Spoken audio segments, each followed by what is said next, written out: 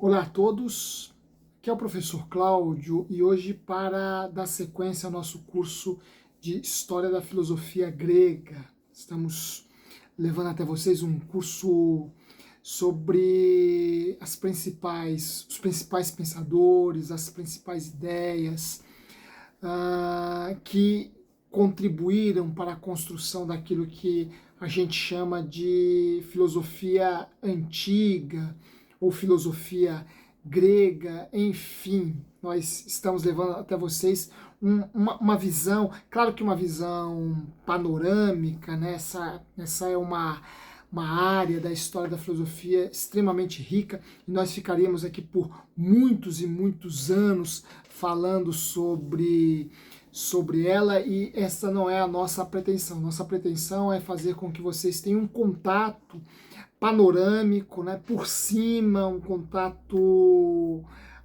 introdutório acerca destes pensadores, dessas ideias que fizeram este período tão rico da história da filosofia, né? Afinal de contas, a filosofia começa lá com os gregos, então temos uma dívida incomensurável com eles. E aqui nós estamos levando até vocês um pouco dessa riqueza construída, formada pelo engenho grego. Hoje nós faremos a nossa conclusão acerca da filosofia de Zenão. Estamos estudando Zenão nessas nossas últimas aulas, e nós hoje faremos uma conclusão acerca de Zenão, mais enfatizando o seu legado, né? Mas antes eu quero te convidar a se inscrever em nosso canal. Este é um espaço por meio do qual nós levamos até vocês um pouco de filosofia, um pouco de ciência, um pouco de arte de nossa formação acadêmica, dentro daquilo que ao longo de tantos anos estamos estudando, lendo, pesquisando, enfim, nossa intenção aqui é contribuir para que você construa um conhecimento consistente e não apenas isso, que você cada vez mais se apaixone e embarque nesta viagem maravilhosa pelo mundo do conhecimento. O mundo do conhecimento é um mundo vastíssimo, infinitamente vasto e maravilhoso. A viagem do conhecimento é uma viagem simplesmente exuberante, soberba, sublime, encantadora. E nossa intenção é despertar em você o gosto para que cada vez mais se entregue a esta viagem. Portanto, nos ajude deixando aí os seus comentários, compartilhando esse nosso espaço com outras pessoas. Não se esqueça de deixar aí o seu like se tiver gostado de nossa aula. Enfim, nos ajude para que possamos levar este espaço a um número cada vez maior de pessoas. Pois bem, como nós já antecipamos, hoje nós ressaltaremos alguns pontos que denotam a importância do pensamento de Zenão para a filosofia, para a história da filosofia, para os autores que o seguirão. Enfim, Zenão deixou um grande legado para a história da filosofia, e quando nós a ele nos referimos como um discípulo entusiasta da filosofia parmenidiana, da filosofia de Parmênides, seu mestre, diga-se de passagem, não poderíamos também enfatizar que Zenão não foi apenas alguém que reproduziu, alguém que divulgou apenas as ideias, o pensamento de um outro filósofo. Seria muita injustiça de nossa parte pensar Zenão, projetar a imagem de Zenão como alguém que apenas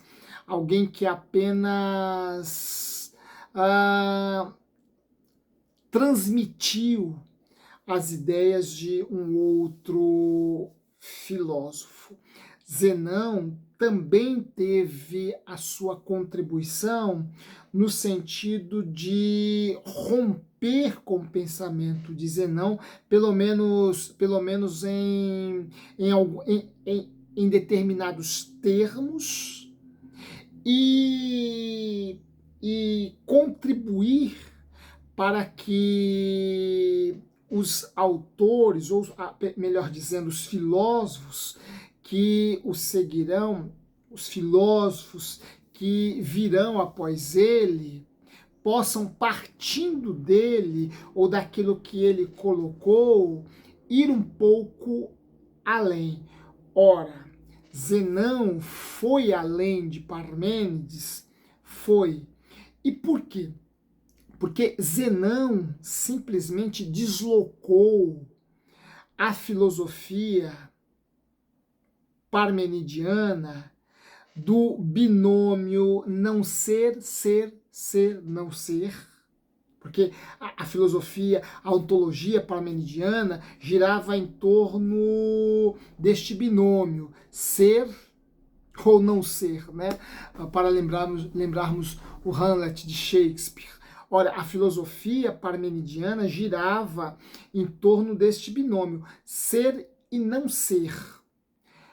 O que Zenão irá fazer? Zenão vai deslocar o núcleo da discussão filosófica do ser e do não ser para o uno e o múltiplo. O pensamento zenoniano vai se concentrar neste binômio, o uno e o múltiplo. E já vimos o quanto que Zenão se empenhou em convencer os seus interlocutores e a nós, claro, do quanto que a ideia do múltiplo é uma ideia inconsistente, é uma ideia que não se sustenta, é uma ideia contraditória, enfim. E justamente ele faz este movimento para afirmar que apenas o uno existe, apenas o uno pode ser pensado na essência, pode ser entendido substancialmente. Portanto, ele, diferentemente de Parmênides, o seu mestre, vai deslocar o núcleo da discussão para o uno e o múltiplo, tirando da esfera do binômio ser e não ser. Nesse sentido, já podemos identificar o quanto que Zenão não apenas reproduziu o pensamento de Parmênides, mas ele procurou pensar filosoficamente e, claro, de algum modo ainda bastante preso no pensamento parmenidiano, mas já avançando em termos conceituais, né? Porque uma coisa é o ser, outra é o uno. São conceitos diferentes, são categorias filosóficas diferentes. E Zenão contribui com o pensamento eleático, e não apenas com a escola eleática, mas, repito, com os filósofos que virão após ele. Zenão contribui Zenão deixa esta sua contribuição colocando outro conceito que vai fazer história ao longo da filosofia. Aliás, outros conceitos que farão história ao longo da filosofia, né? Que são os conceitos do uno e do múltiplo, lembrando que este último implica numa verdadeira contradição. Então, Zenão já deixa a sua marca, a sua rubrica, o seu registro na história da filosofia, definindo outros conceitos que Parmênides, que os eleatas não haviam definido, para avançar ou fazer avançar o pensamento filosófico, né? O pensamento racional, o pensamento heurístico. Essa seria uma contribuição de Zenão. E vejam, outra contribuição que Zenão deixou para a história da filosofia diz respeito ao método dialético de pensar, a metafísica, de fazer filosofia, de pensar os conceitos sobre os quais Zenão nutriu forte interesse. Quando vai falar do uno e do múltiplo, quando vai falar desses conceitos, Zenão procura demonstrar a consistência do uno e a inconsistência do múltiplo, recorrendo ao método dialético. Então, Zenão vai introduzir na história da filosofia um método que vai percorrer, e eu já falei disso quando tratei do método dialético zenoniano, um método que vai percorrer a história da filosofia, que vai passar por Platão e vai chegar até Hegel, lá no final do século XVIII, no século XIX, né? Portanto, está e mais ainda, né? Para além de Hegel, né? Há quem diga que a filosofia sempre pensou dialeticamente, né? Sempre construiu os seus conceitos de forma dialética, né? Gilles Deleuze, né? Quando afirma que a filosofia, essa forma do pensamento por meio do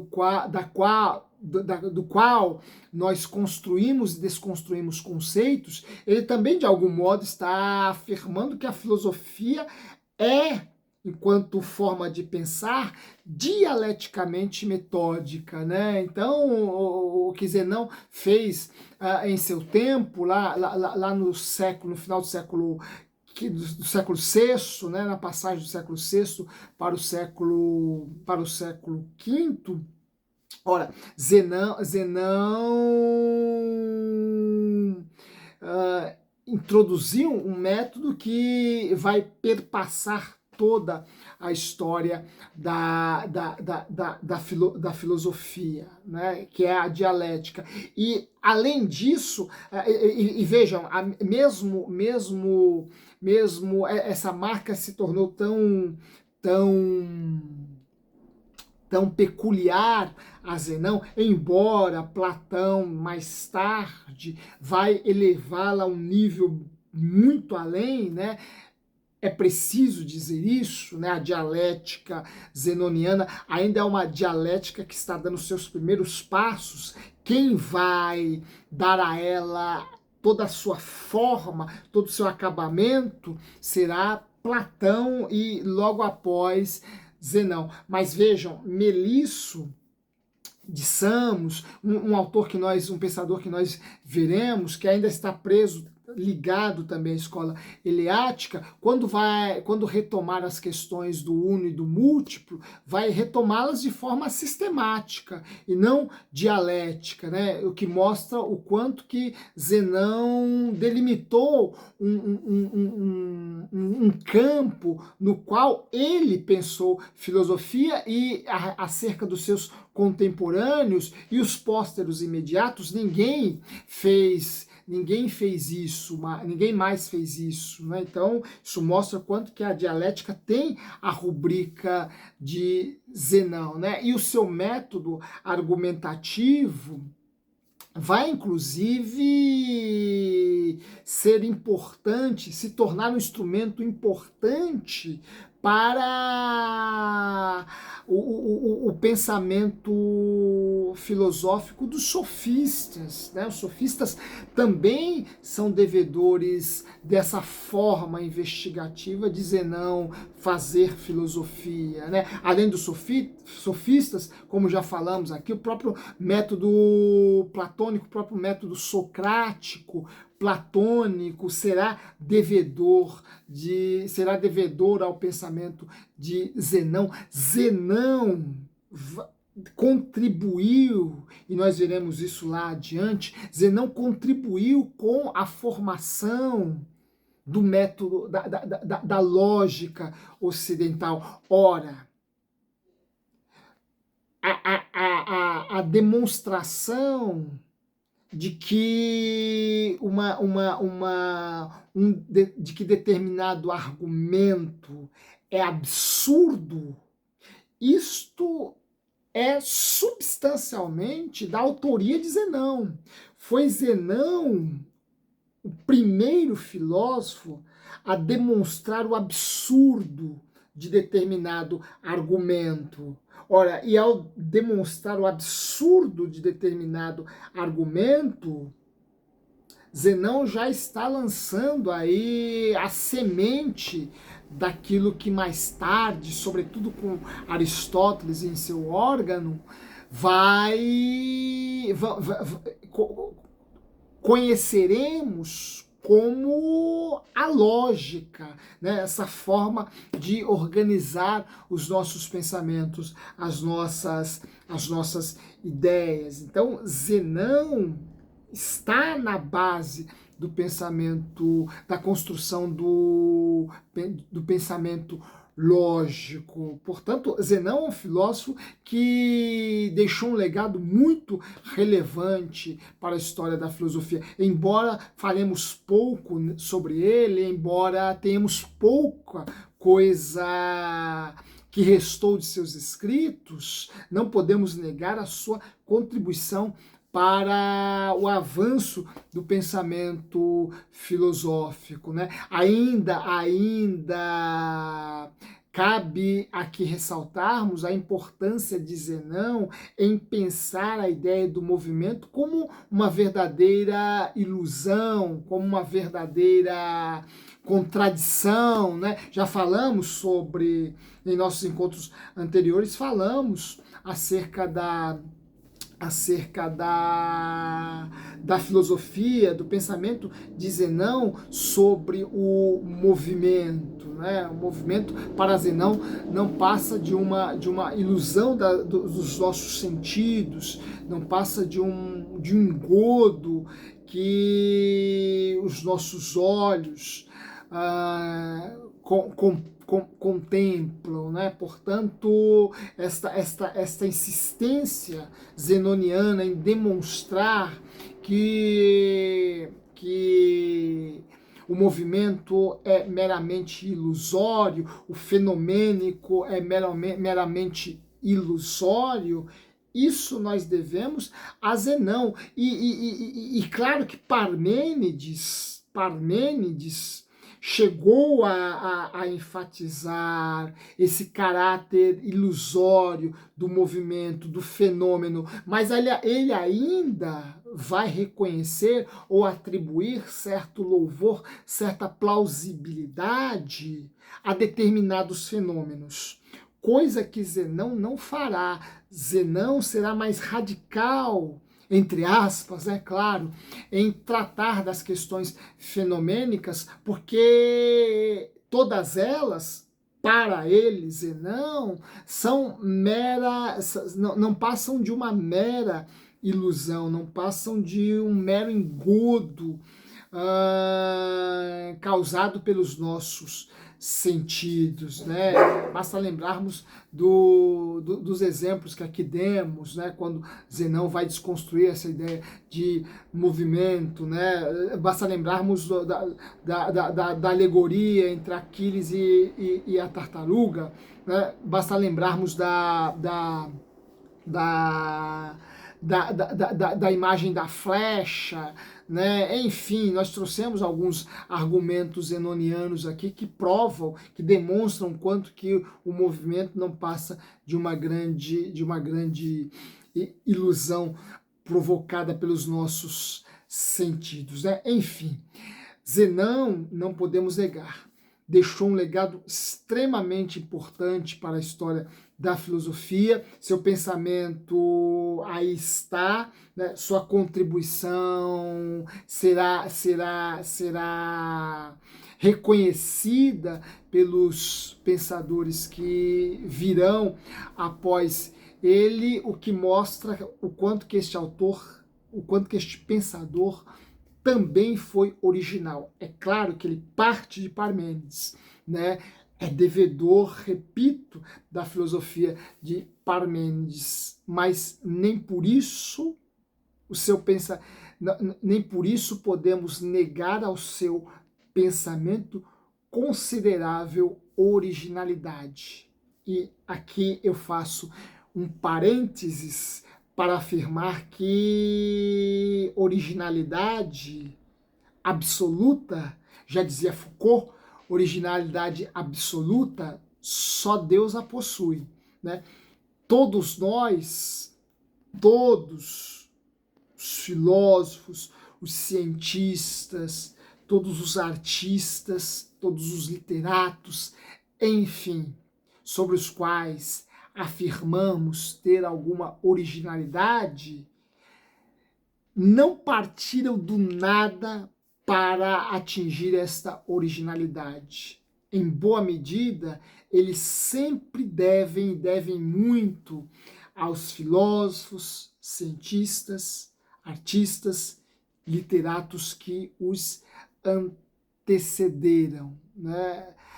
Porque a ideia de originalidade, conceito de originalidade, pura originalidade absoluta, só podemos atribuir a Deus. Os mortais e até os imortais, no plano das ideias, no plano das artes, no plano da ciência, até estes imortais construíram o seu pensamento, construíram as suas ideias, construíram a sua obra partindo de outras personagens que os antecederam ou até que foram seus contemporâneos. Portanto, não podemos atribuir a eles uma originalidade absoluta, porque não são deuses, são homens. Claro, engenhosos, geniais, alguns, sem dúvida, mas não que isso lhes dê o direito de assumir uma originalidade absoluta. Esta só Deus a possui. Os outros têm a sua originalidade, como Zenão, que embora crie, legue, deixe na história ideias novas, nem por isso essas ideias não deixam de ter suas raízes, não deixam de ter seu ponto de partida, seu trampolim nas ideias de outrem.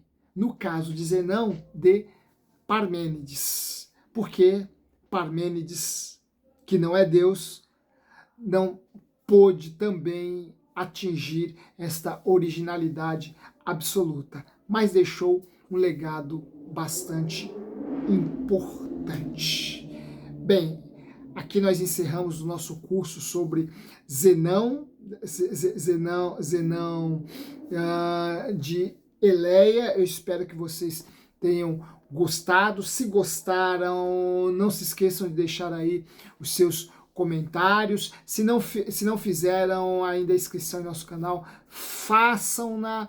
Nos ajudem compartilhando esse espaço com outras pessoas, né? Nós queremos cada vez mais atingir um número maior de pessoas para levarmos a elas essas lições, e nós contamos com a cooperação, a colaboração de vocês. Portanto, ficamos por aqui e em breve retornaremos a este nosso curso de História da Filosofia Grega, e agora falando de um outro autor. Um forte abraço a vocês e até breve.